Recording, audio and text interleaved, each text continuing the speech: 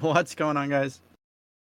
What's going on, guys? Welcome back to No Reserves Radio, or welcome back for the first time to a new thing we're doing. I'm your host, Rehn. With me, as always, Austin and Angelo.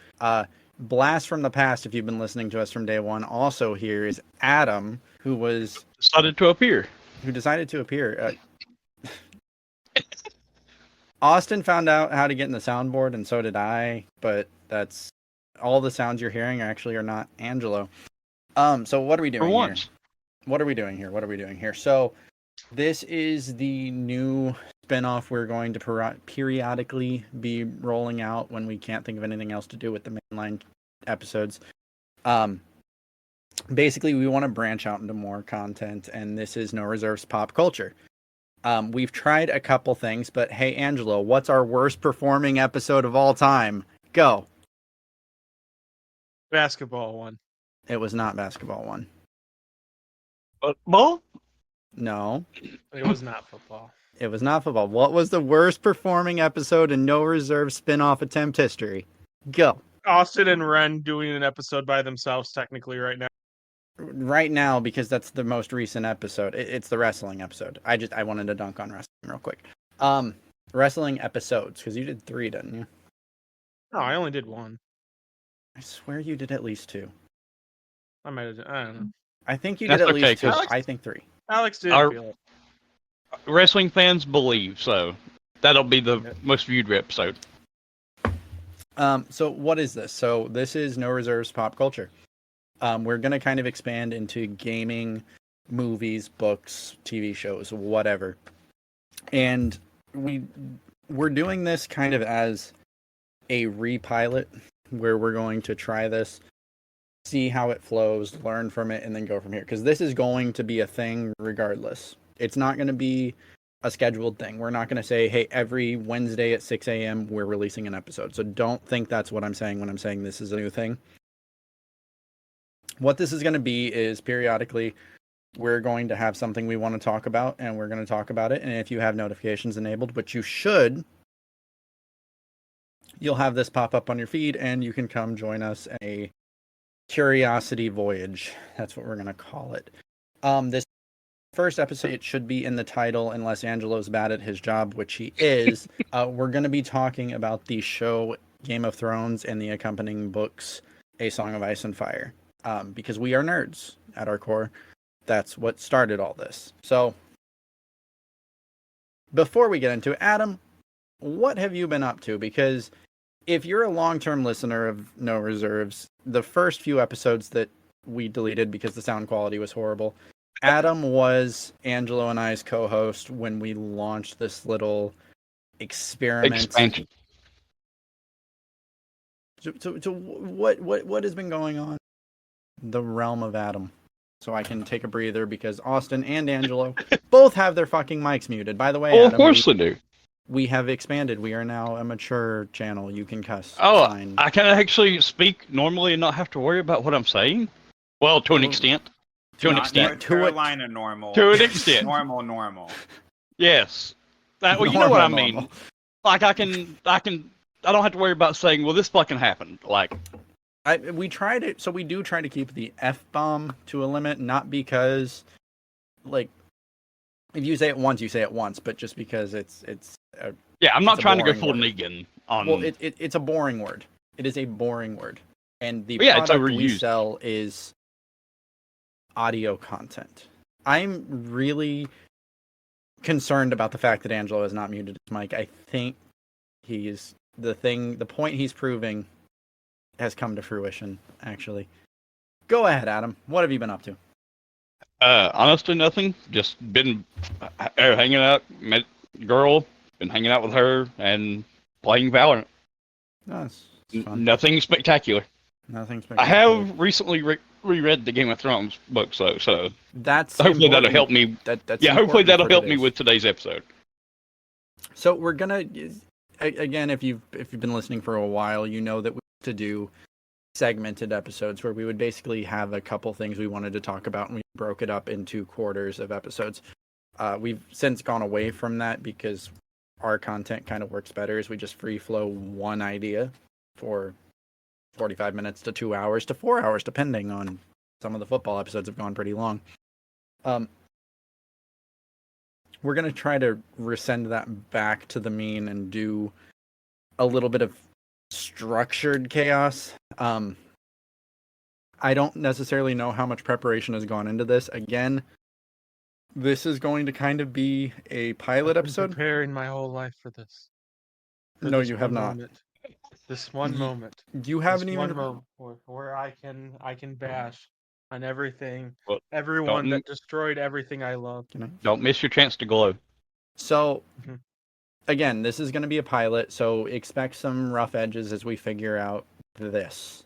All right, this isn't going to be like, I'm not going to sit here and say our football or basketball episodes are crisp and clean all the time. Angelo complains all the time about the pauses in between Austin and I's talking.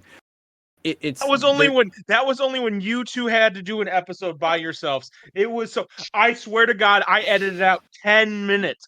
10 minutes, Rehn, of half an episode. Dude, that Because sounds it like was our like- early episodes when I was editing. so Like, it was just so the- many pauses. The problem is, I don't think we actually do it as much as you think. Like, I'm not saying it's not in the edit. No. Let me talk. Let me finish. Because like, I'm sorry. I expected a pause so that I could talk in between the pause. Go on. Sorry. because you have to remember, like, Austin has his mic muted now. So when I stop talking, wait for Austin to unmute his mic and then start talking. So the more I've thought about it, I think that's more of what it is. Also, we have already derailed this goddamn episode. I hate you so much. Well, You got nothing to say? You got nothing to say? I mean, So- it's true. I did completely derail the episode already, Okay. so it's all good. So let's start, because like I said, this is going to be kind of about both the books and the show. Okay. And I'd have no idea how long this would be. You can click on the little soundbar and see. Who knows? This could Yeah, be you short, guys this could be know long. how long this is a lot more than we do. So 3 hours. I swear to God, it better not be 3 hours. I'm We're- feeling we- at least like we- an hour and 12 minutes. That's we- what my guess. An hour. That was oddly specific. That was oddly specific. It was. Because we are recording this. If you listen to our episode on Sunday morning, we are recording this literally 10 minutes after we finish recording that. Why are we doing that? I don't know. We could have recorded this tomorrow, but hey, you're getting Rehn with a lot more alcohol. Can got some. Also, is my mic really not picking up right now? You cut out just a little bit right there, but that not. was really Yeah, a little bit. that was really odd. Like, it gave me the alert. Hold on. I just leaned away from my mic. That was the problem. So, obviously, big fans of Game of Thrones, right? I think we all agree. Fantastic overall TV series. To an extent. Arguably. Yeah, yes. Ratings have it consistently in like the top. Well, yeah. A lot of ratings have it as the number one series. Yeah, it's one of the best rated TV shows of all time. I'll give you that, yes. I think that rating is justified up until the end. And we'll talk about that because that's kind of the first segment I want to talk about. Do you think, and this topic is going to be not exactly a hot button issue in this group, I just realized. Do you think, to an extent, hey, Angelo figured out how to change his status. Do you think the last season gets more flack than it deserves? And what I mean by that is, was it as bad as we remember it to be as fans of the series? And I'm going to be honest, I don't necessarily know if I could say that. I'll let you guys talk because I have done so much fucking talking in this episode so Okay. far, and like, someone else So- take over now. Yeah, Angelo, But here's the thing. I don't think it gets enough flack. I think it's worse than we remember it.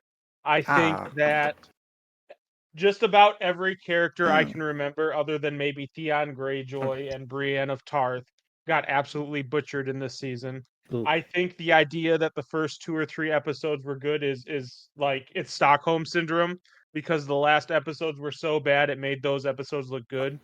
So my Go quick rebuttal to that before you get into it. Mhm. Do you think part of that could be because the last episode absolutely is the worst of the series, and nobody will argue that. the question I'm asking, I guess, then is the rest of the season on par with that? Because I don't think it is. I think the rest of the season in a vacuum is solid. It's probably the worst season of the show if you even look at it just in that vacuum. Probably. You can't even get that definitively. It is Yeah, it's definitively definitively the the worst season worst. of the show. Those first 3 episodes carry. Stop it. First 2. Okay, what happened? Okay, but what happened before the first 3 episodes started? We watched the character assassination of Littlefinger and the literal assassination of Angelo, come on, bro. Angelo. I know we're doing a pilot again, but remember that when you yell, it cuts out the mic and it doesn't. I'm cut sorry, out. but this shit pisses me off that you're sitting out here and defending the shit that they gave us saying that it could be better. No. I'm not defending it. What I'm saying is it, again, break it up into segments. The last episode, absolutely the worst in the series. The second episode, or the second to last episode, absolutely the second to worst episode. You get what I'm saying. Those are quantifiably the worst episodes in the series, 110%. I'm saying, is the rest of the season really that bad? I'm not saying it's good, but is it that bad? Is it on par with those? Because here's my thing, is that going with Angelo's character assassination, is the whole season is nothing but character assassinations. But if you go from Jamie, 100%. His complete redemption arc has just been slain. Running back to Cersei. I'm going to bring up a point Angelo brought up the other day. Why did they have the Maggie the Frog prophecy in the show if it wasn't going to make any damn sense? Okay, so I will say, in context of that, I blame George R.R. Martin. Because, come on. No, let me. Can I talk? Can I talk? Let me talk. I'm gonna talk. Okay, so what I mean by that is there is a sharp drop off in terms of the political intrigue, the witty one-liners, the dialogue in general, right?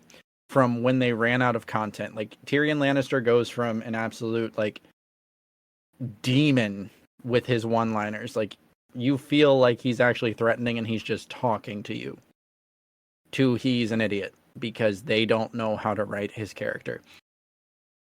You have a show. So you have a show. Blame it on George. So you have a show, right? And we're asking about the prophecies. And I totally agree with that. Like, the prince that was promised, it doesn't matter. Quaithe doesn't matter. None of the prophecies on the show matter. But the reason why they don't matter is because the showrunners don't know how those prophecies are supposed to play out. And being pragmatic, he told them how certain things played out. But the prophecies lose their powers because prophecy is not always like everything's going to happen exactly as it is, right? Like, we don't know if, like, if in George R.R. Martin's books, if Cersei goes, or Jaime goes back to Cersei at the end, right? If that happens, it's going to make more sense because we're going to have the context of that prophecy, and we're going to have the context of a lot more information, including the introspective thoughts of Jaime and Cersei. Okay, so, but let's say Go ahead. I'll let you finish. Could those prophecies play out and still get the same result? Absolutely, because prophecy is not 100% descript in the world of Ice and Fire.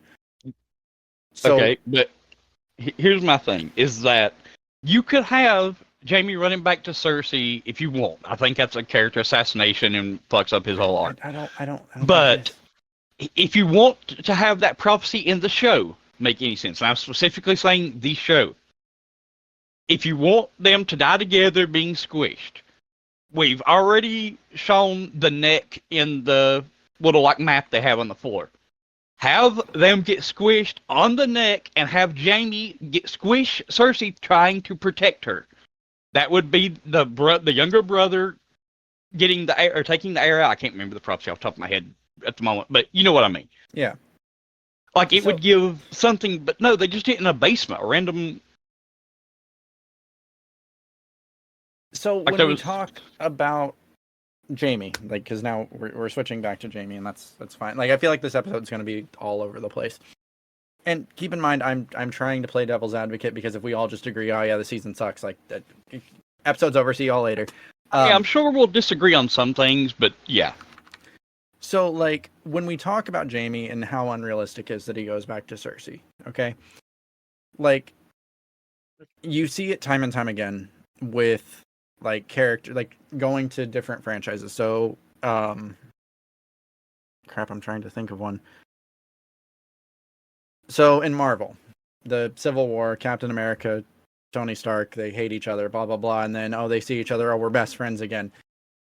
That feels unrealistic, right? But you see it time and time again in real life with friends, and they've been friends for years or decades or whatever, and they come to a point of contention and they fight and they fight and they fight, and it takes so much to break it.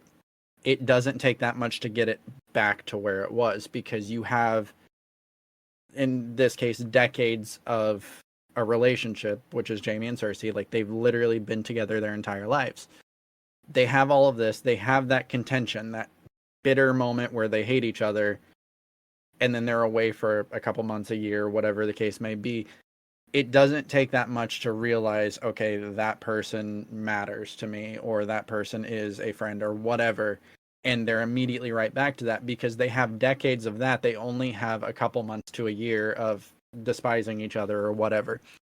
So And you have good experience of that. But yeah. So I don't think that is a fair, like, I don't think it's, you can't call Jaime going back to Cersei a character assassination. It is. Because that was Jaime's life for his entire life. Here's why. Okay, go for it. So, I understand what you're saying, and I'm pretty sure you just gave a better explanation of it than the showrunners ever thought of. Oh, absolutely.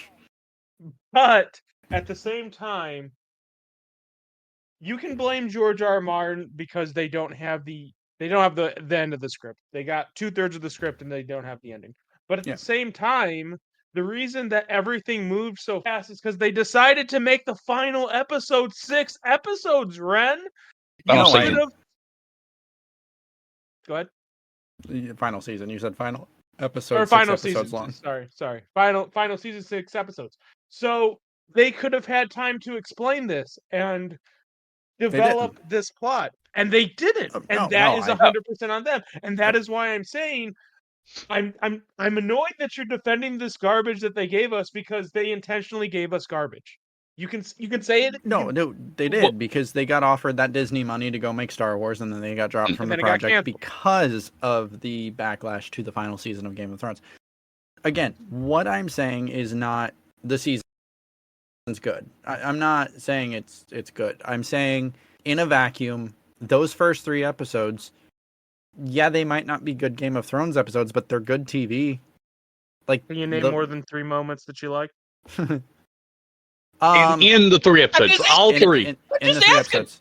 So it's hard because, like, and before you start yelling and interrupting, it's hard because, like, those 3 episodes I kind of transpose across to like one thing. So, like, something that I'm thinking could have happened in episode 1, it happened in episode 2, whatever.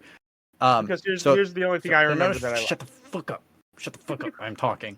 You asked me a question, I'm answering. Try to limit the F word. Theon's redemption scene, I think that regardless of anything, that was good great. scene. That was a great scene. That was episode 4. Was that episode 4? That was the night. That was the end of the long night. Yes, that was the long night episode.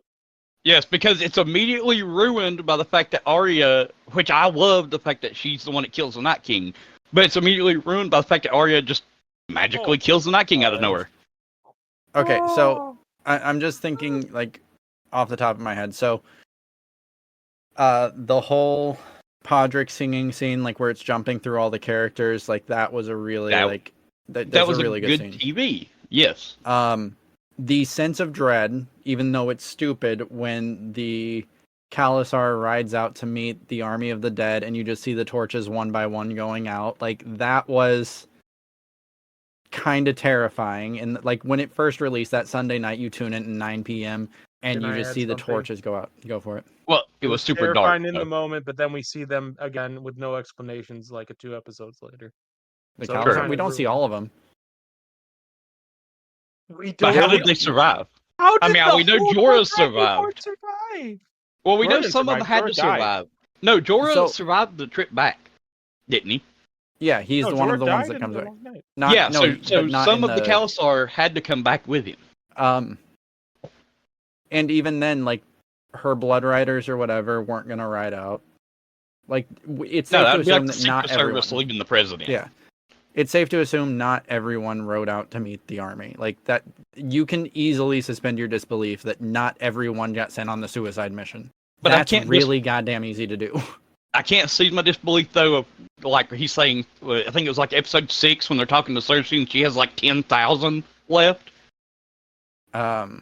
Well, that's the Crown Lands. Like the Crown Lands are at that point still the most populated region because everywhere else has been fucked by the War of the Five Kings.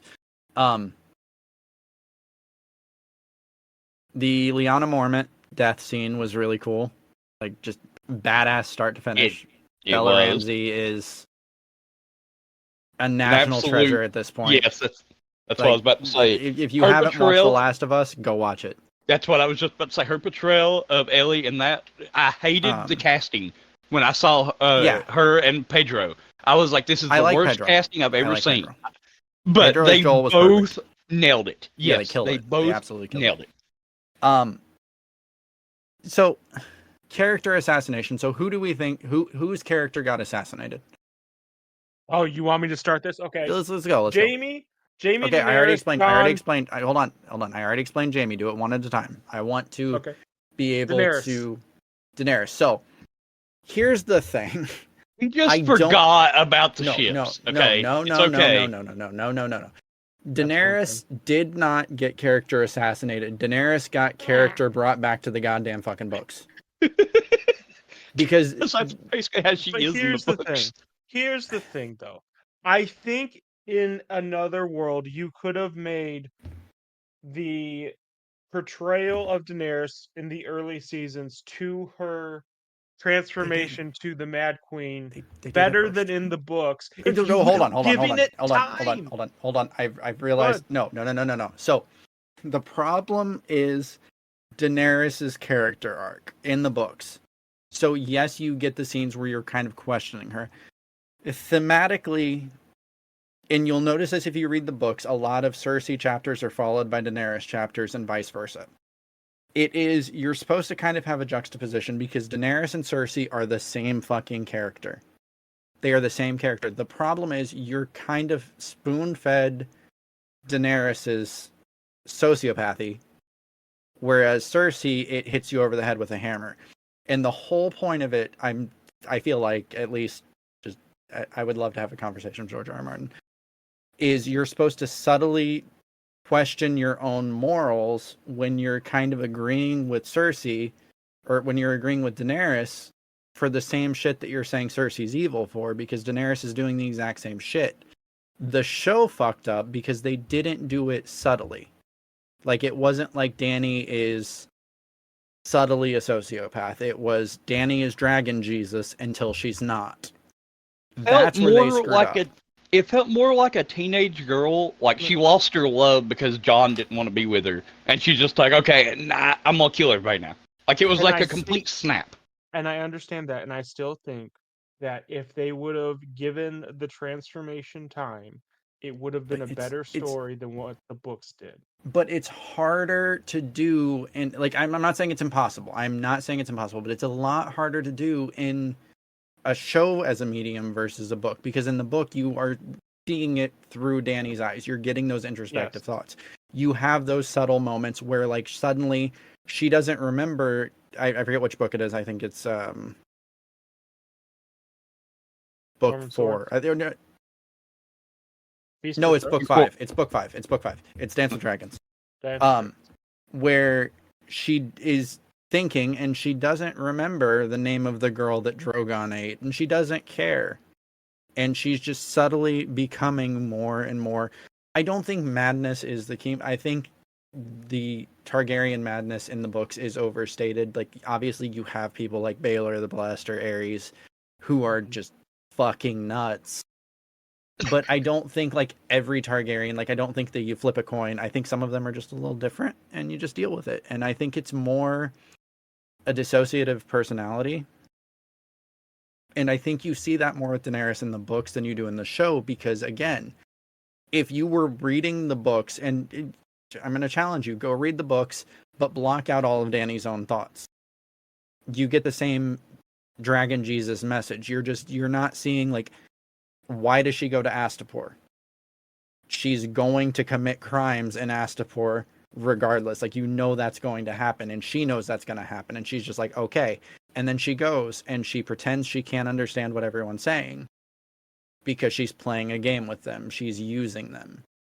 And you got to realize though that she's also that everybody in history throughout, whether it be Joseph Stalin, Pol Pot, you can name millions of people. All of them thought that what they was doing was for the good, and that's what Dany was thinking. She was doing it for the good of somebody. But when we say that her character got assassinated, no, her character went to what it was supposed to be. It's just it wasn't subtle because we didn't see the thoughts.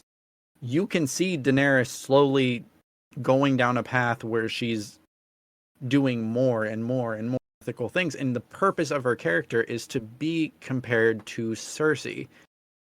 Because again, you're supposed to get to a point where she's going to do something unacceptable, like because the things she's done have been questionable or morally objectable, but she hasn't done anything that you would necessarily say, okay, that's straight up evil.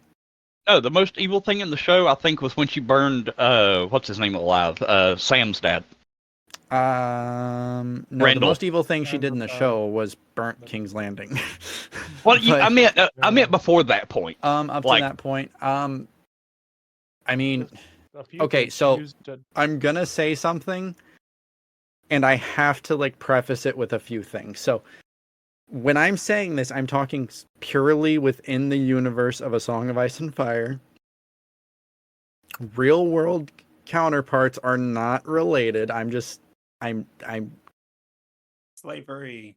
Slavery is absolutely evil, disgusting, horrible. It does not belong in society. Agreed. In A Song of Ice and Fire, it is part of some of their cultures. And Daenerys essentially destroys an entire society of people and then just dips and leaves them to poverty, famine, and for the slaves to come right back in. Slave traders come right back in. Yeah, like nothing changes except now you've created mass starvation and death and destruction, Which is then going to lead to more slavery because people are going to sell themselves off to get money for their family. So, like, we have this weird thing that's happening where she's doing things that we, in our black and white world, we say slavery is bad, and it is. And, she kills the slavers, and we're supposed to be like, haha, yes, she freed the people. And that's in our black and white world where, yes, we know slavery is bad, slavers should be destroyed. That's not necessarily the case in a high fantasy series where it's part of it. I need to preface this, I'm not saying slavery good. So slavery is a gray area in the Song of Ice and Fire world, is what you're trying to say. I mean, in the Song of Ice and Fire world, it is part of the culture. That's what I'm saying. It's a gray area because there's some that view it as an evil and some that view it as a necessary good. So it's like she does these little things that are quantifiably within the A Song of Ice and Fire universe evil, and we are crucifying all the slavers. Yeah.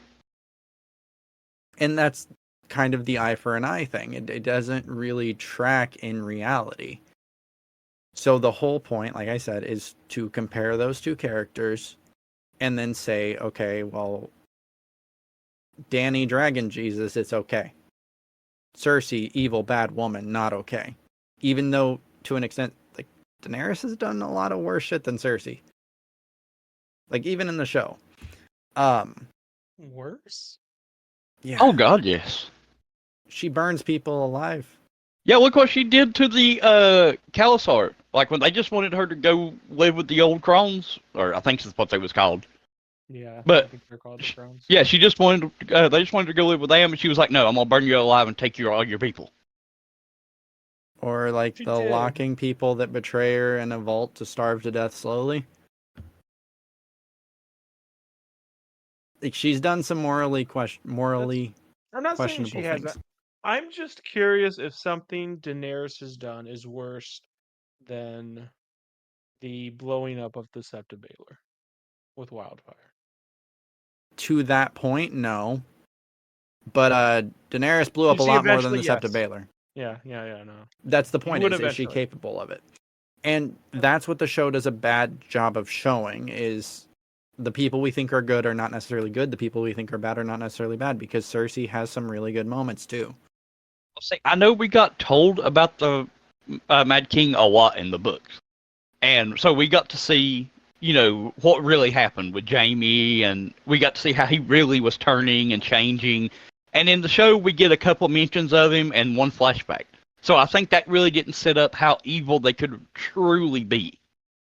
And I think it does. Like I said, I think the Targaryen madness is grossly overstated. I don't think, if you were to break it down, like out of 100 Targaryens, like probably 99 4. of them would be normal.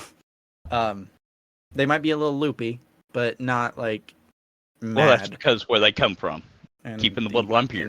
In the massive incest, yeah. Yeah. They are from the Alabama of Westeros. So no, I don't think that's a character assassination. I just think it was a poor. Like, I think that's where Daenerys goes in the books, because you compare it to Fagon and Jon.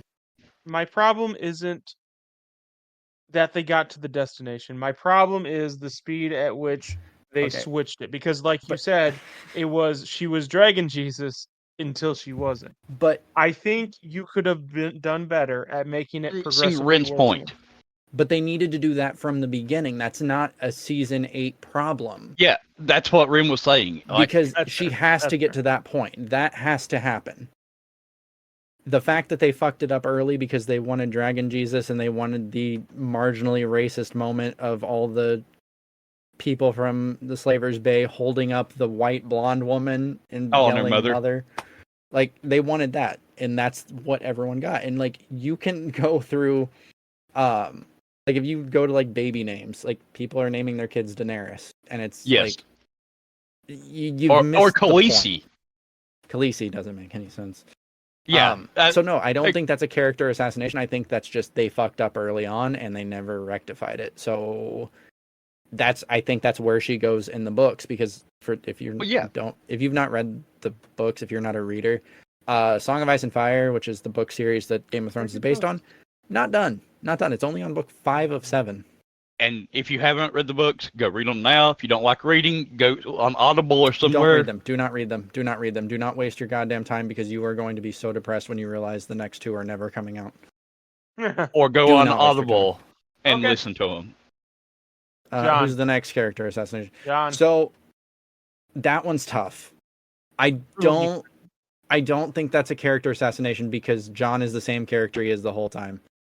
He doesn't want it. Like, I know we meme that. I don't want it. But like, that's Jon the whole time. That is Jon the whole time. Here's the thing. One, no, it's not. Because if you go to, I'm not sure if it's the previous seasons. I think it is the previous season 7, where Daenerys touched down on Dragonstone, and the first meeting with Daenerys and Jon. Yeah. And Jon was very defiant and very accepting of the role that he was given, which was King of the North. King of the North, but that was also because Sansa didn't like Daenerys and didn't trust her. Remember, they had a conversation before he left to Dragonstone. Right, but we would see in later seasons, just because Sansa doesn't like it doesn't mean Jon is going to agree with it. And that's my problem. He went from making decisions and being a character who drove decisions to my queen. But my queen. But is that queen. So again, who is Jon Snow's father? Rhaegar Targaryen. Do not say Rhaegar Targaryen. Who is Jon Snow's father? Ned Stark. Ned Stark. You're telling me it's out of character for someone to be like, okay, this war is ravaging the land. We've got to come together because we know what's beyond the wall. We know what's coming. We have to unify. Okay, everyone wants me to lead. I'm going to lead. Okay, holy shit. This person's actually got the birthright of the 7 kingdoms, and she's got dragons. Okay, it's you. Well, again, and that's also, he's listening to Sansa, who was his sister that he grew up with. Whether that's actually his sister or not, he views her But- as his sister. but So he's again, going to he take her disagrees advice to with, heart. like half the decisions John made in season 7 and But 8. he That was doesn't, after. That was after he saw. and then he spends time with Daenerys and thinks she'll be a good queen. Yeah. And so he's like, this is better for the realm because, again, Ned Stark was an honorable man. What is good for the realm? Daenerys gives them a weapon in dragons that they otherwise don't have. She can bring peace to the world through, fire, the conquest all over again. Because who's gonna fuck with a dragon? Dorne. Even, I mean, So you're saying he had to be my queen the whole time? I don't and think he had to be couldn't- my queen. I think he just and he couldn't- realized in his viewpoint, he thought she was the best choice because he never thought he was a good choice. He went with it because everyone wanted him to. Then he thought, okay, Daenerys is the best choice. She's the blood of the dragon, Targaryens kind of were But here so for a is he. while. And he realizes this at closer to the end, Right, like before they take King's Landing. but And he's again, still my queen. because what did I just say? Jon does not think he is worthy of that. Nothing, like, at no point in time does Jon think Jon Snow is the best leader for the free world. I don't like. If you want to bring up another point about character assassination, totally. Jon thinking Jon isn't worthy of it is not character assassination. That's Jon to season 1. That's Catelyn Stark's. Yeah, he didn't like, think he was worthy of Winterfell, so Stark he ran name. to the wall. Like, that's not an assassination of character. That's him being like, oh shit, there's someone that's better than me. All right, see you later. I don't want it. Like- It's exactly what Ned would do. When did he stop this? When did Jon take a back seat? Jon literally started from the Night's Watch, from basically nothing, to the Lord of the Night's Watch, Okay. to the I Lord don't. of Hold on. Winterfell. Hold on. Time. I don't. One, we don't know about that yet, so I'm gonna hold off on that. Right. When the Night Watch, I'm hearing the show. when the Night's Watch election is happening, because they have a democracy, Mhm. does he not think he shouldn't have it? I'm pretty Well- sure he thinks it should be Bowen Marsh. Let's be honest, also, there's also a confusion on whether Aegon might have tampered with it. But yeah, Election, of Jesus course. Christ, there's. Aegon was the final vote. Yeah, I know. That's what I'm saying. There's a thing that I can't remember if it's him or Aemon. Aemon. Yeah, Aemon. Aemon. My bad. Come on. Aemon was the final vote, and there's a thing he might have tampered with the vote to make Jon win. That's a theory that's been going around for years. But we don't know until the next book comes out, so all we've got is the show to go by. I just don't think going from nothing to head of the Night's Watch, and this is in the show, But again, to head of Winterfell, beating out Sansa Stark from your people. Because notice, he didn't say I didn't want it when it was Sansa or him. He let the people decide to my queen. I'm sorry. You can't. That's not a sell for me. What would Ned have done in the same situation? What would Ned have done in the same yeah, situation? what would Eddard Stark have done in the exact same situation? Knowing everything that Jon knew up to that point. Yes. If it was literally swap Jon and Eddard, they had the same life. What would Eddard do? The exact same thing is the answer. So listen, Eddard and Robert is not Jon and Daenerys, especially Okay. in the show. Okay, but let's I go back. think Eddard would have made the North what Sansa basically did. I think Eddard would have made the North its own nation. So no, absolutely not. Because what happens when the war first breaks out? When the question of Joffrey's legitimacy as the heir to the throne, when He makes Stannis right, the right, the least likely person, the least powerful person. Why does he do that? because he was the Yeah. heir. Because he's the Exactly. heir. Because he's gonna follow rightful the king. right rightful king. Now, He didn't. But here's the thing: he didn't follow Aerys Targaryen, and that's the thing. so The world is in a different state than when Ned was alive. A much different state. but it's a There question are about 5. duty. It's a question about duty and honor. And And do you Eddard not and remember Jon. why he didn't follow the Mad King's orders? Because Yes, if you don't they killed remember, his family. they burned his brother alive and made his And his no, dad. burned his father alive and made his brother watch. Yeah.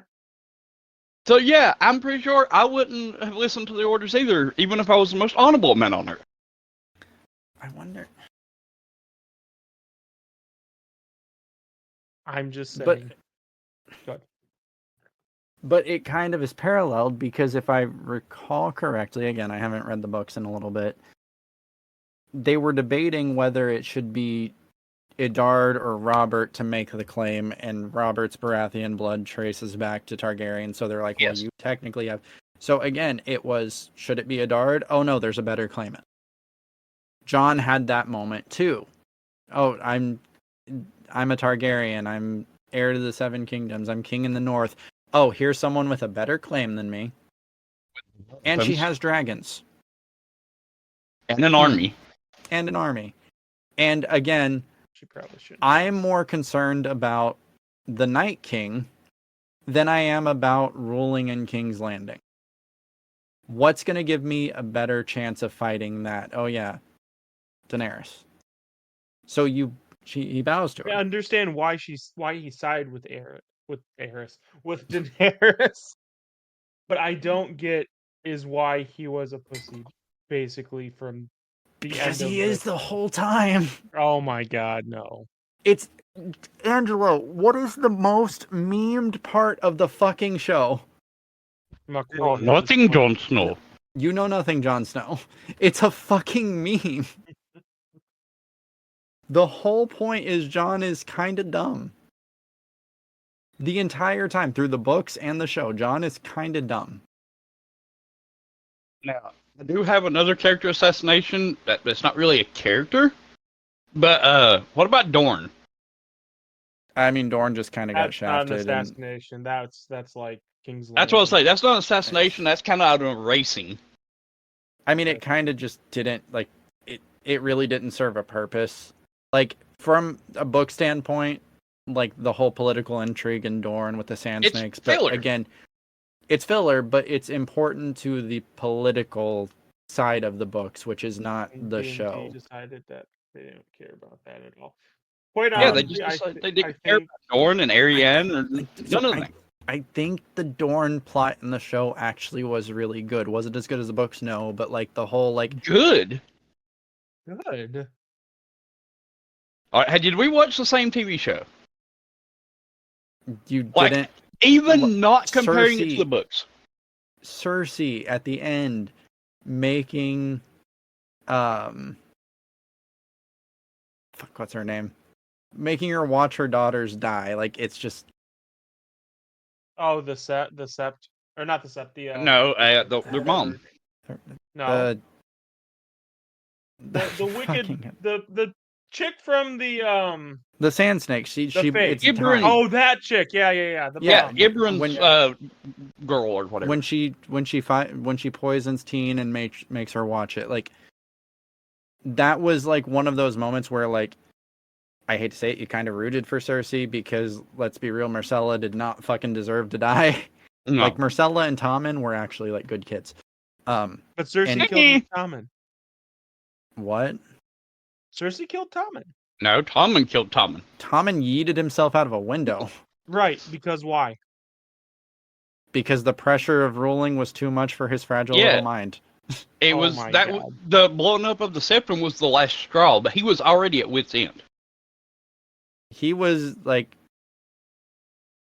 Marjorie's death and Loras's death, like because again, He Loras lost is probably everything in More one important than fell Marjorie? swoop, basically. I mean, Loras is probably dead in the books. We don't know yet, but he dies on Pike, I believe. Or like that's where he gets burned. We don't know if the Sept is going to happen. It's also But- what he likes.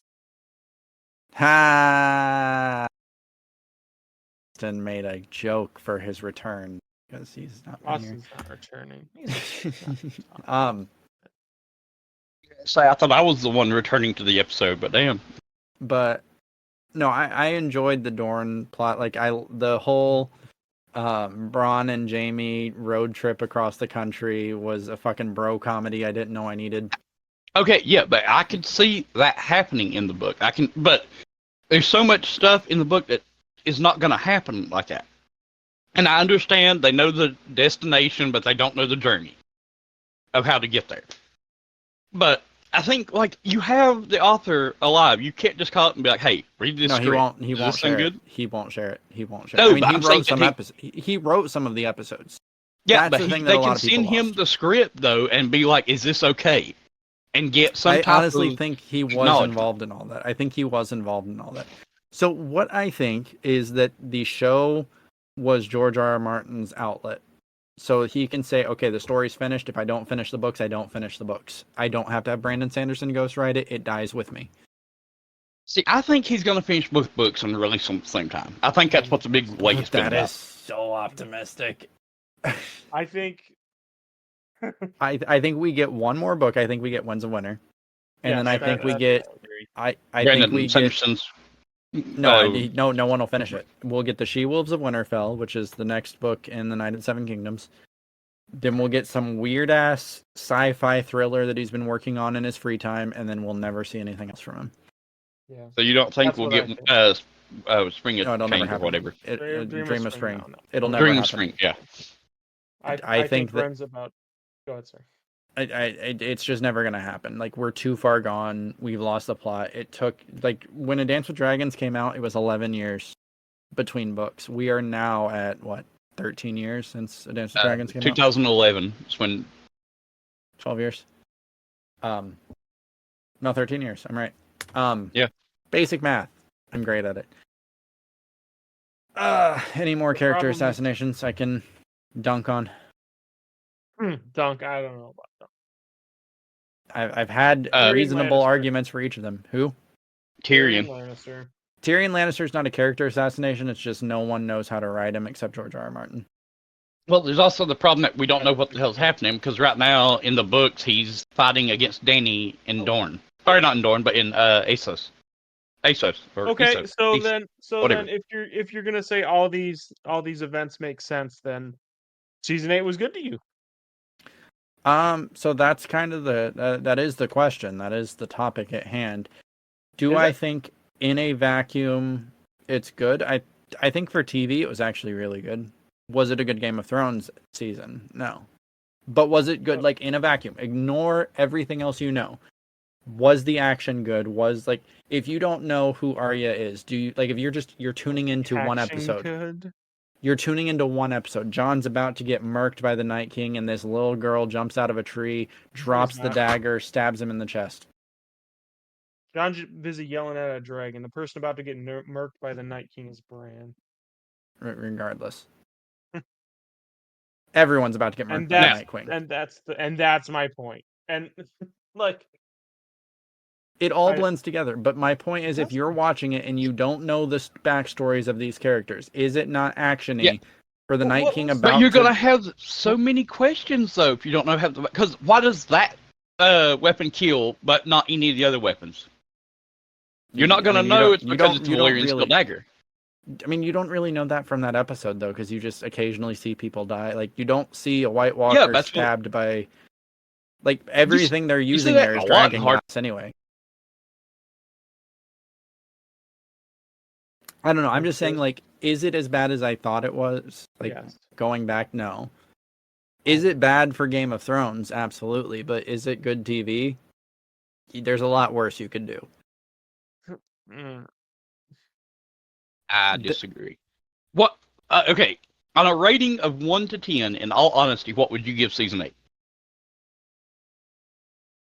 In all honesty, like, knowing everything I know and being a fan of Yeah, A Game of not- Thrones and A Song of Ice and Fire, Yeah, not playing devil's advocate or anything. Just in all honesty, what would you give it? Because I would give it a 4.5 to a 5. See, that's higher than me. As a whole, I'd give it a 3.5.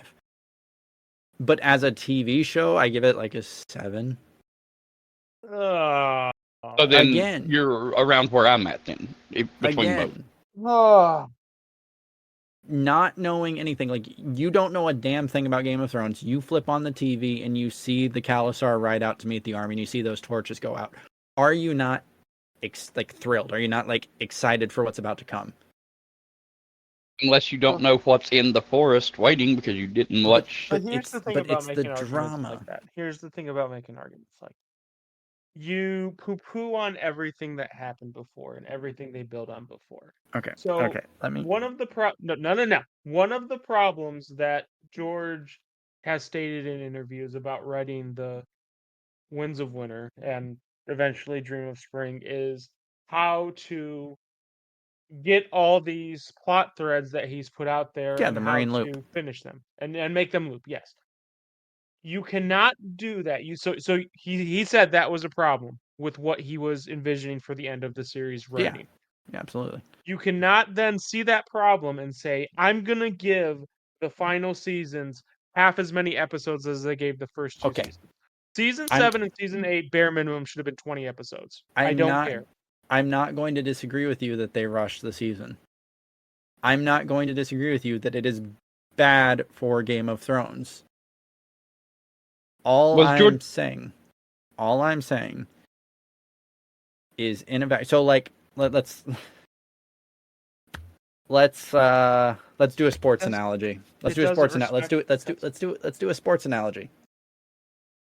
Is a 25-yard touchdown in a game a good stat for a quarterback? Just one? Not really, no. Is a 25-yard touchdown pass for a punter in one game good? So in a vacuum, we can say that this both happened in a football game. And we don't give a shit about the punter because it's the quarterback. But if we just isolate that one stat, in context of that one stat, it's okay. But here's the thing. That's not how that works. But you from have a to TV... you have to respect the shit that came before. And you You have to respect the the source. universe that you're in. And you cannot respect the universe that you're in and the stuff that came before by deciding to finish up what George R. R. Martin hasn't been able to do in 13 years in 6 episodes. No, absolutely not. Absolutely. What was his original plan? George R. R. Martin's original plan was what? 11 seasons or 12? Oh, for that? Oh, 11 or 12 sounds right, actually. I'm not going to lie. I think that's what he was when they originally talked to him about. I think it was when they was talking about season 2. And he said they was talking like 11 and 12. And HBO and George R. R. Martin approached D&D and said need more episodes, and they said no, we're going to Disney. Bye. Yes, but I'm not trying to justify that. Here's the thing. But here's the thing. By you defending this shit, you almost, and I don't know if an average viewer will see it that way, but you almost look like you're defending their decision to just cut bait and leave. When you defend the shit that happened. I mean, I keep saying I don't. All I'm saying is that Game of Thrones' worst episodes are still good TV. That's all I'm saying. Is it good in the context of the story of Game of Thrones? Absolutely not. It's a 1 to a 3 minimum. But in terms of, like, if you just turn it on, it's not as bad as we remember. Is it good storytelling? No, it's rushed. But why would you turn it on if you don't know the shit before when you're 8 seasons in? I don't know. I've done that before. I'm just saying. Oh, I won't. From a TV standpoint. If I see something, I will go straight to season 1. It's not that bad. And again, like I said, like every character assassination you said, I've been able to justify. It's rushed, so it feels bad. But that's a whole different argument. Okay. Should they have done more episodes? Yes, abso-fucking-lutely. But they didn't. So this is what we get. Okay, but the character assassination is just my. So you're saying Jon should have lived through the Battle of Bastards? Yes or no? Storytelling, yes. There's no fucking way he lived through that though. Like. Okay, should Jon have lived through the killing of Daenerys? No. Just remember, he mm. has a dragon in his face in- after he kills Fuck the dragon. Throw the dragon out of there. He just killed Daenerys. Her Khalasar, her blood riders, who are literally sworn to protect her, are going to rip him apart. and the army of dickless soldiers who are literally loyal to just her. Mm. I'm just asking. I'm just asking. How? Okay, so from the point of view of the TV show, sure, yeah, that doesn't make sense. But like the Unsullied, the dickless soldiers, as you call them. Yeah. Yeah, she freed them, but they still have a lifetime of brainwashing that says whoever holds the whippy boy is their leader. Grey But Worm. did John ever hold it? No, but like I don't think loyalty to them is the same. Just because again you have a lifetime of brainwashing now. Then why did they do the whole like? I think granted, it was never spoken, but the non-verbal conflict between Grey Worm and John before that act happened. Because they're bad What was at that writing. setting up then? Because they're bad at writing. I'm not gonna say that. I'm at no point defending the writing choices. If you think at any point that's part of answering is season 8 as bad as we remember. Yes, Rehn, season 8 was as bad as we remember. As a episode of the overall series. But you have to remember, like every other episode prior to that, the worst episode was like a 7.5. Like the show just hit every time. And then we have a couple that are 3, 4, 5s. And we're like, oh, this is terrible. It's still good TV. It's just not to the standard of the rest of the series. That's what I'm saying. Is it good? No. Is it better than most other shit? Yeah, probably. Because it's still really good. I will say this in defense of season 8. What is that? I'm going to use Death Note as an example. I have no defense for season 8. Go on. Yeah, spoilers for Death Note if you're listening. Death Note is like 15 years old. Yeah, still going to call spoilers. It's an amazing show / anime / manga. Go read it. But anyway, after Elle dies, the show to me and the book was just not as good. So everything after was just meh. So, but that still doesn't mean that I think Death Note is bad. But here's the thing. Even after they did that, they still respected what came before. Was it as good? No. Was it respectful to what came before? Yes. But again, they were respectful to what came before. They just rushed it. Again, Daenerys is always going to go mad. Jaime is always probably going to go back to Cersei. That's their whole thing. You don't. What? You don't know. Jaime's going to go back to Cersei? And die with her, yes. You do not know that. Jaime will go back to Cersei. I would guarantee it. I would guarantee it. Okay. Again, I think Arya kills Cersei while dressed as Jaime. No. That's been my speculation for years. I like. And here's the thing. He's always acknowledge that they kind of like wrote like wrestling fucking bookers, because let's be real. Arya that's another reason, but Arya took some major L's. Arya took some major L's, especially at the end of season 5, where she somehow survived the wave. And they left the ending to that so vague that there were people speculating if Arya was actually the waif the whole time. After that, what does Arya get to do? Arya gets to destroy a house completely. Arya gets to kill the Night King. Arya almost gets to kill Cersei. And Arya, like, if you want to tell me Arya at the end of season 8 is the strongest fighter in Westeros, I might not disagree with you. I'm not going to lie. In the show, she probably is. In the show, absolutely. Yeah. So part of the problem with the show is it did get to an anime level of fan service. Because, like, Arya is an assassin. She's not a warrior. Like, that's, like, the whole premise of it. And, like, to be fair, even in the books, it does kind of portray the Faceless Men as kind of gods. Because, like, when she gives Jaqen the names and he kills everyone, like, it's kind of ridiculous. Like, to think about. Because, again, this isn't Lord of the Rings where the characters have plot armor.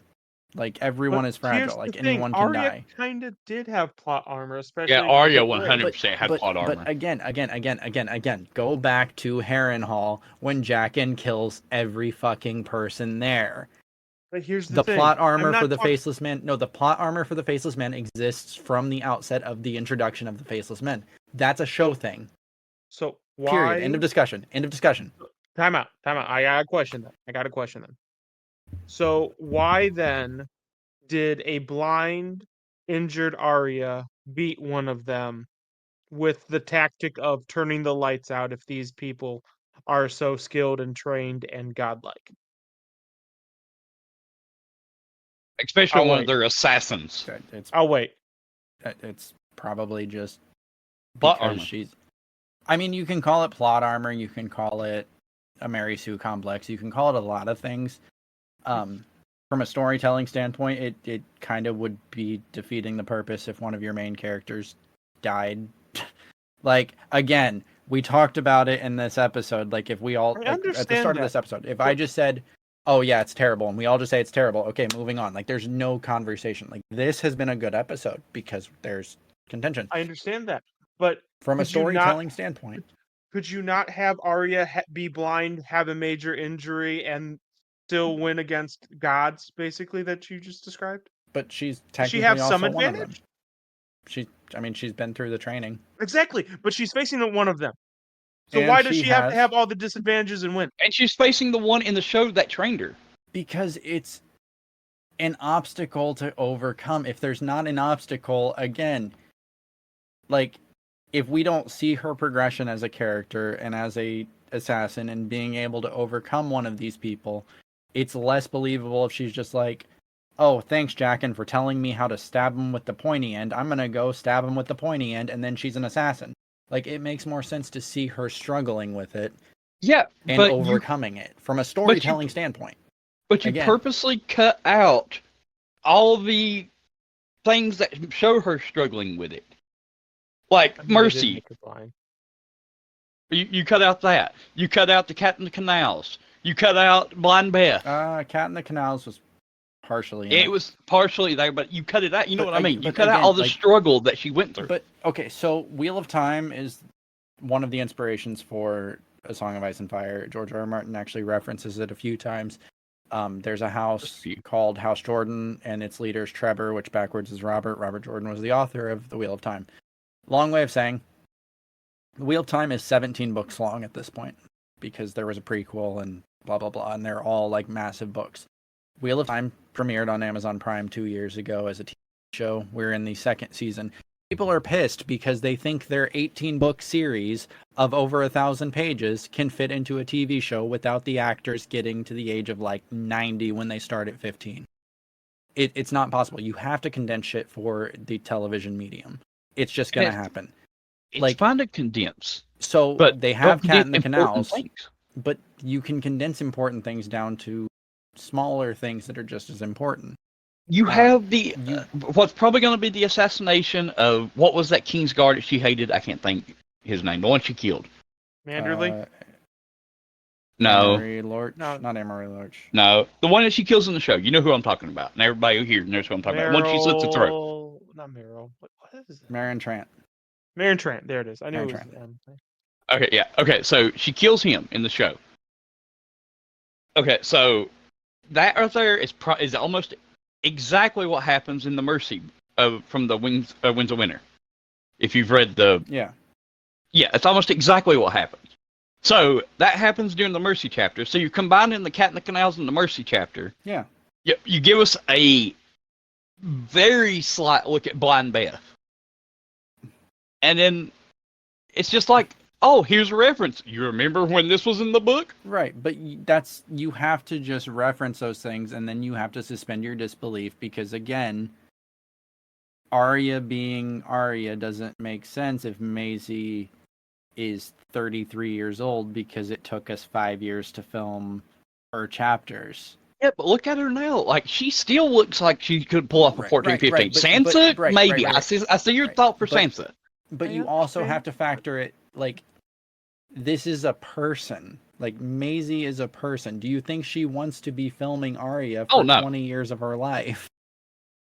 Well, It's I don't a know. TV show. Like, After you do the your bad best. luck she's had after Game of Thrones, she might want to run back to it. Because she's going to be typecasted for a while. But, like, look at, like, Daniel Radcliffe and Harry Potter. Like, he was typecast for a while. He did his own thing, and now he's a respected actor in other forms. Yeah, but there's also people out there Who that always see him as Harry Potter. Like, it's just a thing. Yeah. Well, I was going to say there's people out there like Leonard Nimoy who will always just be Spock to no matter who they Right, but talk to. He, like, that was a show where they invested all that time. And, you know, these actors don't want to do this for that long. Like, yeah, they love these characters because they are these characters, but it's disrespectful to be like, oh, they need to dedicate the rest of their lives to filming this because they're still going to look like it in 20 years. Oh, no, I'm saying give us the 11, 12 seasons that they was wanting. So I'm not saying give us to do that. So if you want to do that, I'm totally on board with, like, an animated series. Like, if you did an animated series, you could actually give it the time it deserves. But in terms of a real life series with real life actors who are real life aging, you have time constraints. You have to condense shit down. And like, her training, I don't see why we don't get something like that. Like, it's better to see her have the rush training and be no down training. and out and be absolutely decimated. And how the fuck is she going to survive? And then she remembers to stick him with the pointy end, and that's what she does, and it works. And okay, she's an assassin now. Like, you have to suspend your disbelief that that is possible because it has to be within the universe of the show. I don't know. It's just something about her. Like, I guess maybe it's because she's my favorite character, and as she is a lot of people's favorite character. But it's just, I don't know. I just felt like they did her dirty. At the same time, they also gave her super plot armor and made her too good. Because her being able to take out all of House Frey by herself is ridiculous. But again, that's established in the show. That's established in the show, though. Does kind of make sense. Yeah, the way she did it was kind of neat, but it was still ridiculous. Even if she was dressed as. It's established in the show already.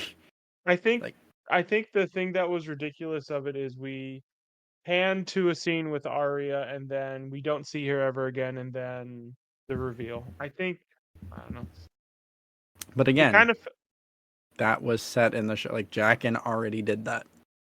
That's fair. So, like, if we're gonna have a problem with that, we have to go back and have a problem with it then. Which, again, it's a show. It works. Like, do I think that should have happened? No, because, again, the thing about A Song of Ice and Fire is everyone is fragile and human, and nobody has massive amounts of plot armor. Even though they do, because even in the books, like, half the time Daenerys should be dead, or Jon should be dead, or Jaime should be dead, but they're the characters. And it's not a good book if your character dies. But see, why can't it be? Because, like, you lose the story. Like, if Jon dies 30 minutes on the wall, you don't have Jon's story.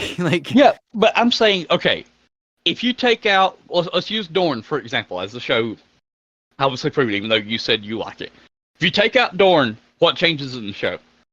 Absolutely. Well, we don't know because we don't have the books yet to know. I said in the show. In the show. No, take but out I'm Dorne saying from the show. What happens? Tyrion has to find someone else to face the mountain. So, no, like, there's a lot that changes. So let's say after Robert's Rebellion, they go down and for some reason they slaughtered. They just eliminate the equation. Yeah. Just in the show, what changes? Yeah, absolutely nothing. But what changes in the books? A lot. But that's what I'm saying. That's nothing so far. Dorne is playing a long game. Dorne is playing a long game. Nothing to this point has changed in the books. And honestly, like, just based on how trying to woo Daenerys in the books. Yeah, But like everyone is like on it, like Fagon. Well, being to be fair, we think the guy that was sent to woo him is dead. We're pretty sure he got burned up by a dragon. Fagon. Well, yeah, that happened. But Fagon is more important to the books than Dorne at this point. Yeah, and we didn't even get Fagon. We didn't get Fagon. So if we're gonna make an argument, let's make that. Like Dorn at least got Oh, screen I time. was going to make the Fagon- argument. I was just going to wait to the because I don't Fagon think he was a character assassination. Fagon doesn't even really matter because the whole point of Fagon is hilariously a Shaggy Dog story. It's something to distract you and be like, haha, there's a secret Targaryen, but he's gonna be a Blackfire. Like that, we know that. Yeah. Like, In fact, So, I'm pretty at sure that he's point- going to have Blackfire. so the point of all these things in the book is to have filler because again, like while there's people like us that love the blacks and the greens and Mhm. A Knight of the Seven Kingdoms, a lot of people don't like picking up books of only like 127 pages. You do have to have a little bit of filler to set things up later. And the reveal of Jon being a Targaryen is going to be a lot more heavy with the hit of Fagon. In the show, you have that already because you have a more universal personal connection with the character of Jon Snow, and then to learn that he's actually Aegon Targaryen and not Jon Snow, it's like a slap in the face. Whereas in the books, you need that subtlety. But no, we spent a lot of time on this subject. We did. Yeah, I think my hour and 12 minutes comment was way overdue, considering I think we've been at this for well Almost over an 2 hour. hour. We've actually been at this for an hour 10. Okay, so let's So let's start wrapping it up then, so I can be right. let's shift. This one will be a little bit quicker. What do you guys think the future of the franchise? Because we know HBO and we know George R. R. Martin want to keep expanding this universe. We saw it with House of the Dragon, which has been phenomenal. I don't think it's been as good as the main series, but it's been good. If you're comparing it to season 8, it's been better. Do you want to go back to season 8? Season 8, the shit I took was better. We know about the Jon Snow sequel that is currently dead in the water, but I don't know if it will be. And we know that they're going to. Let's go. I'm going to go back. Isn't to there a on season 8 possible then. Maisie Here's the Williams reason- too? Yeah, Here's the Arya exploring. reason why it's impossible to get a Jon Snow sequel. What's Jon gonna do?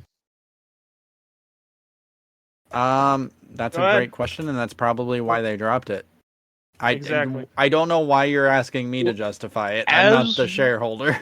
As Rehn pointed out, though, off mic, so it's something that we was talking about the other day, is that there's no reason for the wall to be there after the Night King dies. So him ending Beyond the Wall, there's nothing to do, except maybe show him get married and have a kid, which he can't do on the Night's Watch anyway. But Yep. yeah.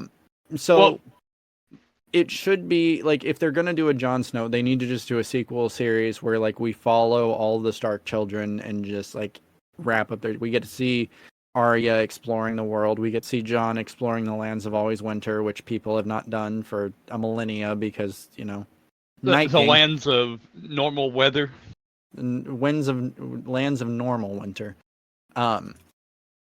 And like who knows, there could be something else they could come up with that's out there. Like maybe the children of the forest are there and holy shit, they were actually crazy the whole time and they're actually the bad guys and they made the Night King and god damn it, we could go on forever.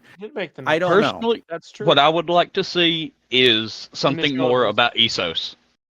So the problem is Essos is very generic high fantasy and I hate that about it because like what Essos became, if you've read World of Ice and Fire, is it's like an amalgamation of a bunch of different subcultures. Like you get to like Yenkai and it's like fucking like Japanese dynasty armors and shit. Yeah. And like all of like Essos is just a bunch of different cultures melded It's a into melting one.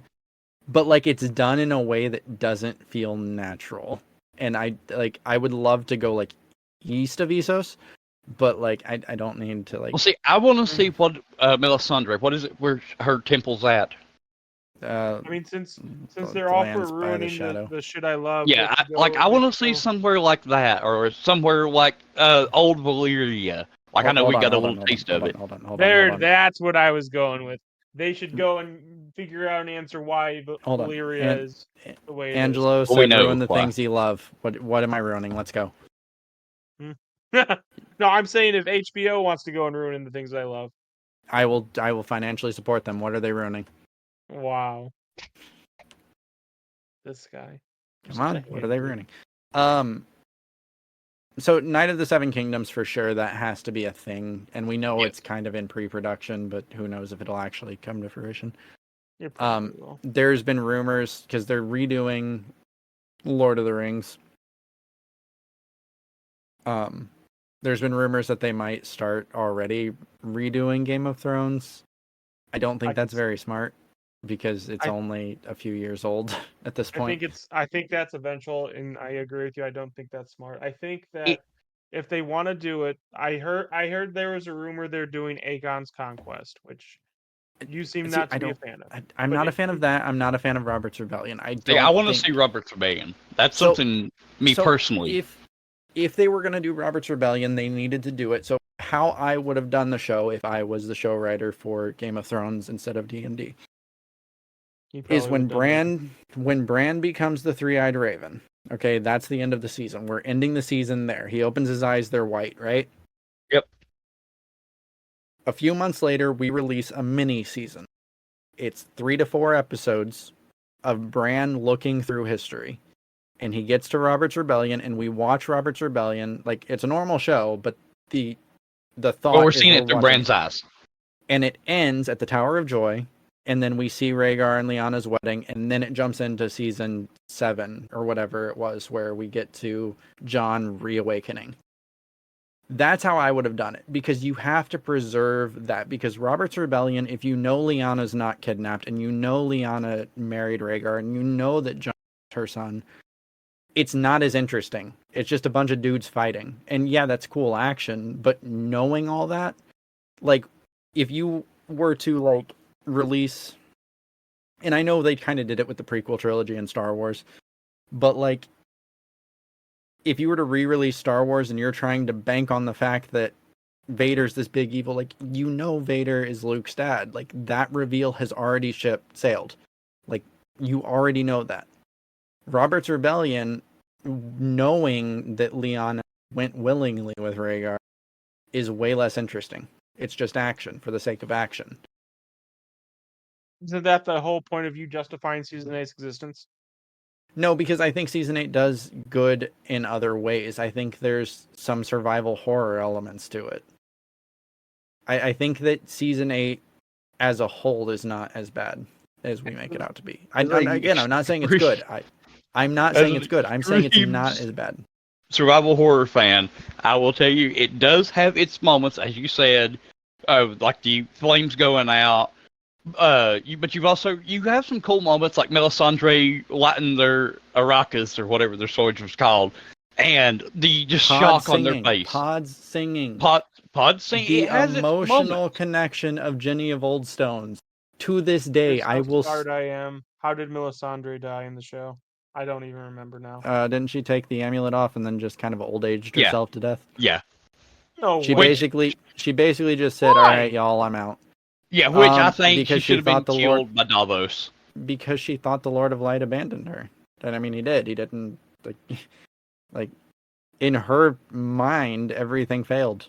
It was not real. It was imaginary, or whatever the case may be. I mean, that makes perfect sense. Like, if someone that's heavily religious is given proof of their religion not existing, like, some of them become suicidal. Like, that's completely believable. She just kind of nopes out of the world. She does it on her own terms. He hit Believable. The eject button. She hit the eject button. Technically, she hit the fast forward button because she just super aged herself. Super quick. Well, that was how old she was all the time. The gem just hit it. Well, yeah, but it was also keeping her alive, though, too, wasn't it? Yeah. So well, anyway, we don't really know, like, what the hell was going on. So yeah, exactly. The Season 8, you don't have to know what the hell's going on. So anyway, everything's made up and the points don't matter. Ren will make sense of the writing later. I would like at any point in time, has anything I've said about, like, as character, like in your character assassinations or Melisandre just now, is anything I've said actually objectifiably wrong? No, because I'm sure there's offended by the word someone out there objectification. feels like that. And I'm not going to tell them if their point of view is wrong just because I have a different point of view. But So no, it's not wrong. It's all about enjoying it. And watch what you enjoy.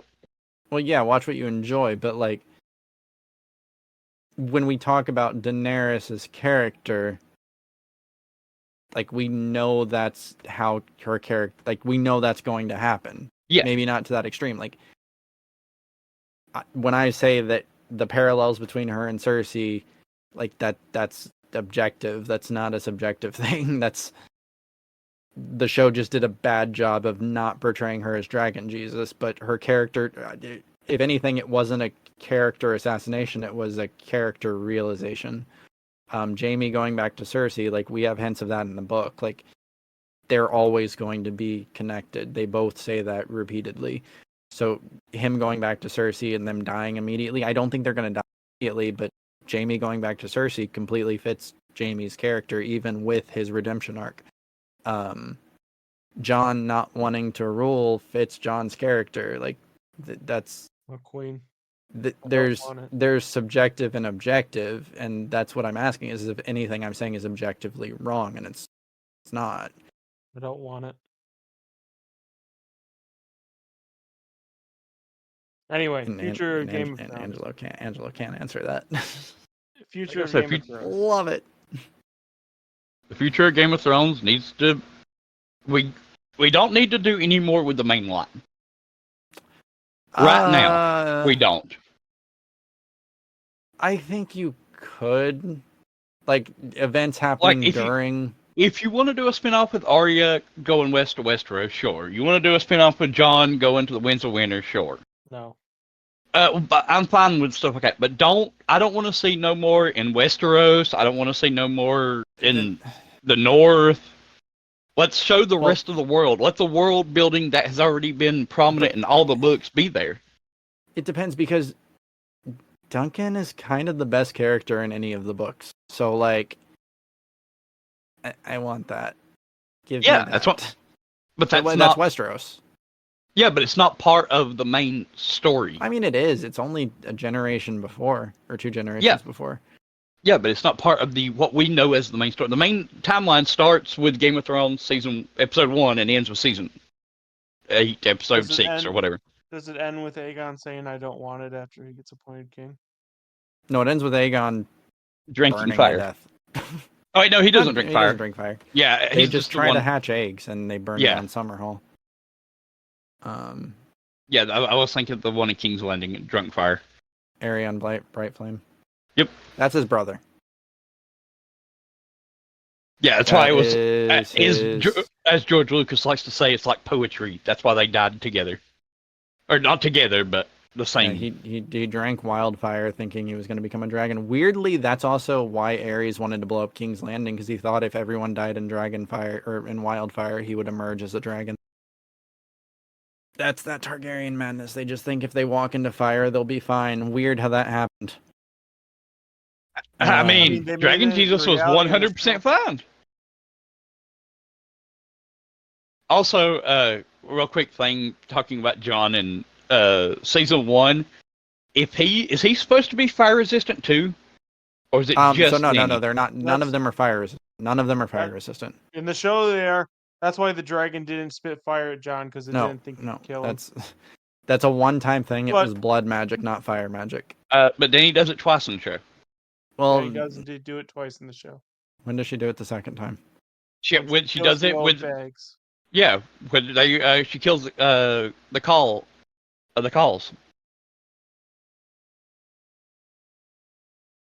I don't have to rewatch it. I don't recall that at all. I just remember the tent. She kills the calls. The tent. She burns down the tent and walks out. Oh yeah, that's blood magic. That one's blood magic. When's the other time? And Drogo's funeral. Anything happens. There's Drogo's funeral, and then there's the one with the calls in the tent. Not only that, don't you recall her saying after Viserys dies, fire can't kill a dragon? Yeah, that's misguided. That's supposed to just be blood magic. It's a one-time thing. That was in George R. Martin's notes.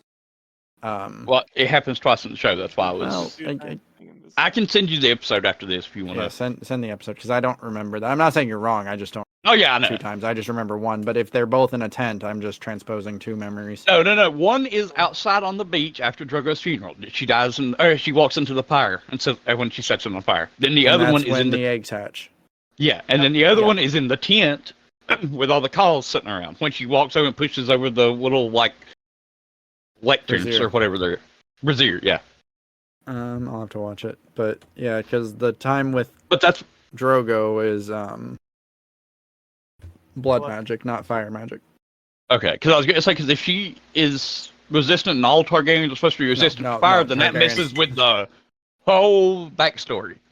I mean, if the Targaryens were fire resistant, the Dance of Dragons wouldn't have been deadly because they killed each other with fire. That was Some of them got ate. Some of them got eaten by yeah, dragons. true. But no, the Targaryens are not fire resistant. They're used to heat, but like to the extent that like, oh, it's hot out. No, it's not. Like a northerner going to the south. Like, So that's what I was going to point out is because in season 1 when he's saving not the Mormont, I can't think of his name. Jorah. No, not Jorah. His dad. Jorah's dad. Gior. Yeah, Jorah. When he's saving him in the show, he grabs a lantern and he goes, hot. And it just never made sense to me that if he's supposed to be fire resistant according to the show, why did he say hot? He should have grabbed it and been like, I don't feel nothing. I think it's mostly just storytelling. But what else you guys got? Because we're now at the free talk point. Do you have anything else you want to talk about? Oh, Apparently, everyone else is not talking. Austin. No, Austin. First off, Austin talked once. That's Yeah, Austin hasn't been here this entire episode. don't No, say Austin's everyone here. else. Say Angelo. Angelo is not talking because Austin doesn't exist right now. Fuck you. Austin You don't told exist. you I don't guys care. before we did this he wasn't going to talk much. Yeah, Austin's just here for the So- memes. So talk He's much just here meant for one the time. vibes. Now So two to be fair, Austin is not like versed in, like he's seen the show, but he's not yeah, like that's all I've seen. yeah, he's not like as And that was a ingrained in while it as the ago. rest of us. He's just here to be here, and like Austin's I'm just here to keep the peace. You know what? Okay, Ren. I've heard you like justify season 8. Yep. Fix season 8. What Fix would you season have 8? changed? Let's say D&D tells you got 6 episodes. How you do it? I don't think it's possible. Yep. It's not. That's the problem. That's what I'm trying to say. Like to fix it, you have to go to the start. You have to start completely over, and you cannot do that. Or you have to like the only other option is to go like, all right, guys, we're in season 8. I know we've been saying the Night King is coming, winter is coming, but 20 more episodes of filler so we can kind of branch these characters into who they're supposed to be. It's not possible. Okay, so I'm gonna shout out a YouTuber I watch here, Preston Jacobs. He has a entire series called Fixing Season 8. I highly suggest you go watch it because I'll check it out. Does But it do it in 6 episodes? there's no way to do his whole thing is he starts exactly where season 8 starts, and he has to end exactly where season 8 ends in the same way. And he part of the problem is how season 8 ends. yeah, I know, but he fixes it to a way where it makes more understanding to the book viewers, but the TV show viewers wouldn't understand what's going on. So I understand why. That's the only way to fix it is to go back in time and be like, okay, Dany is a troubled young girl. No, she's a troubled young girl. And she's not crazy. She's just troubled. She struggles.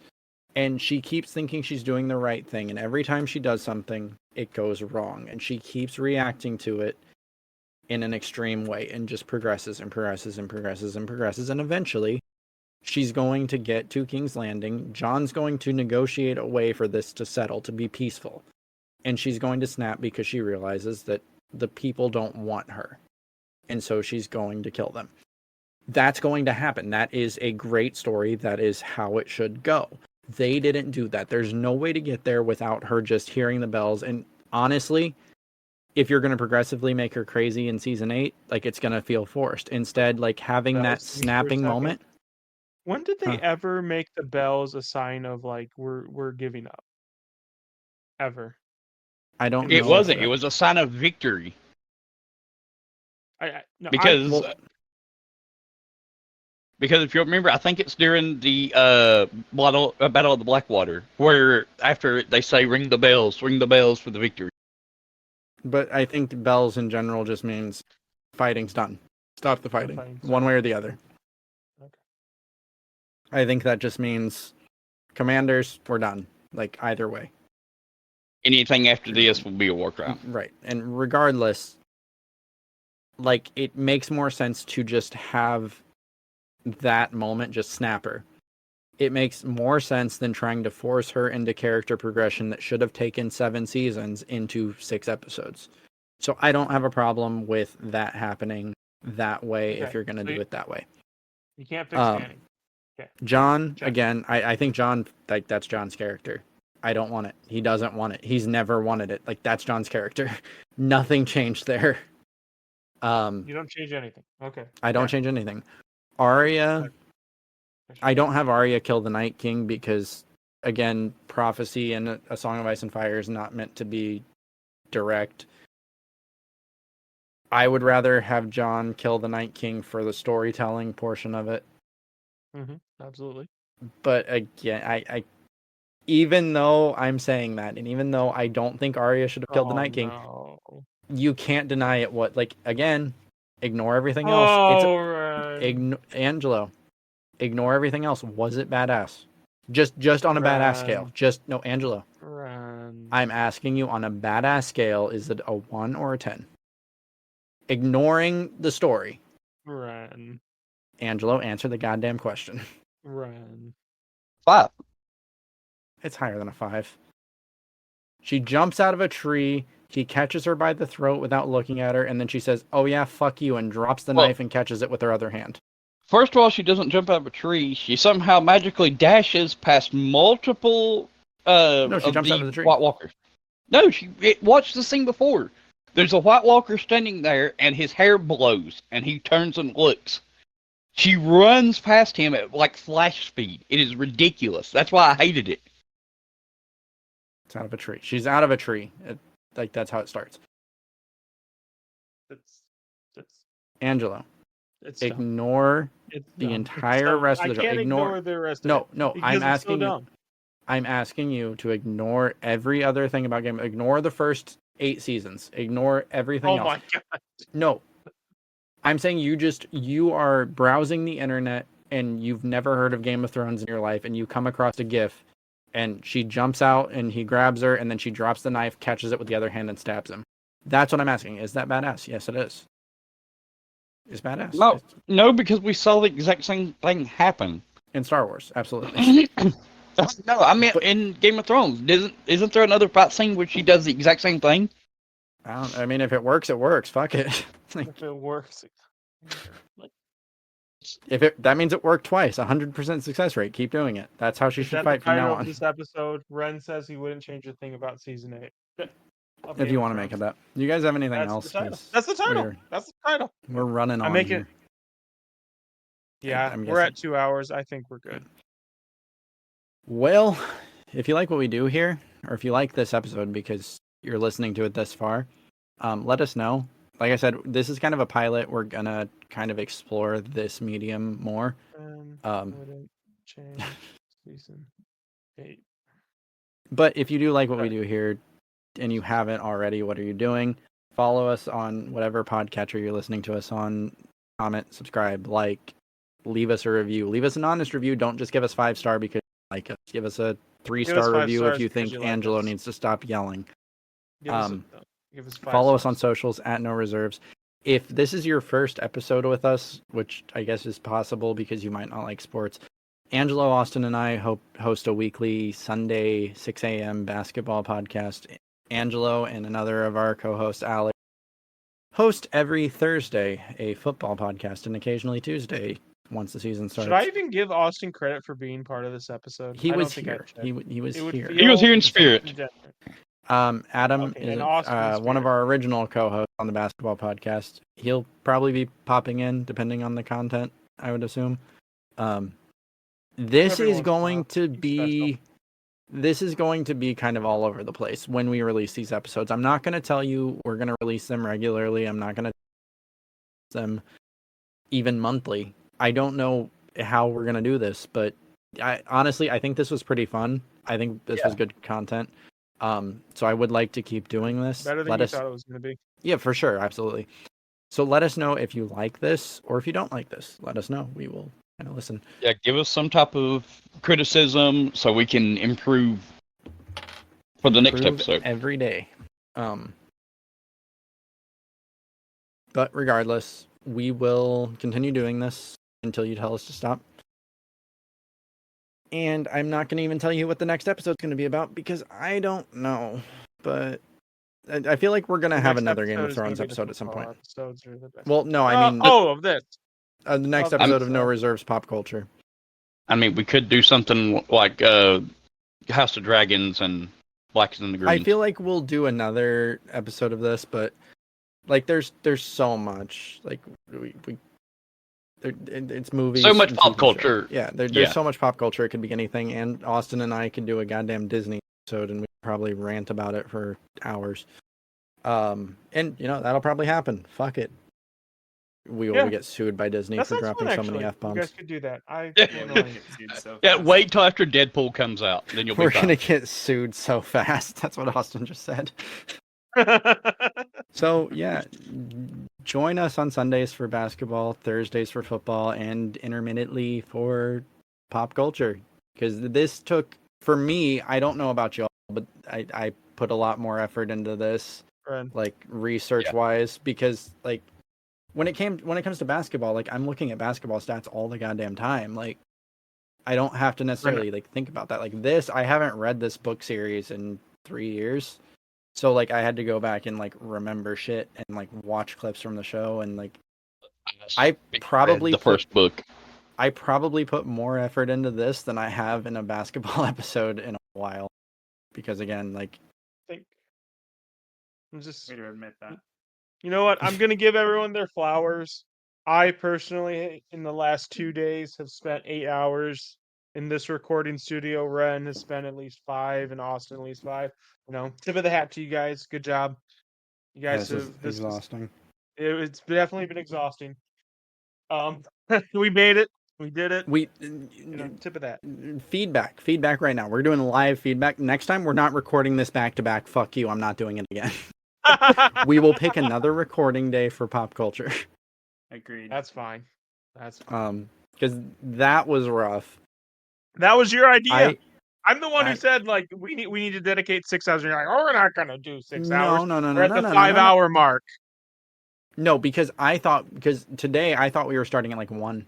Like that's what I thought, and then you were like, no, we're starting after 3, and then we didn't start till 4, and now it's 8 fucking p.m. Yeah.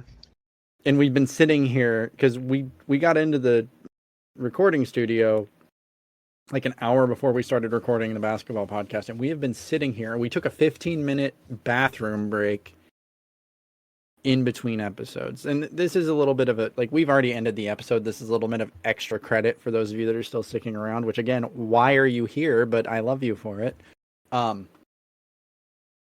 We all love and appreciate you for this. Absolutely. But no, next time we're not doing it back to back like this. No, we need a dedicated recording day, like Monday or Tuesday. Yeah, we'll figure it because we need to like make a list of like what we want to talk about so we have time and like get everyone involved and like plan it and go from there. But hey, I'm about to pee my pants. So thank you guys for tuning in this week. We will see you on Sunday, Thursday, and occasionally Tuesday. Love you. Bye. See you guys.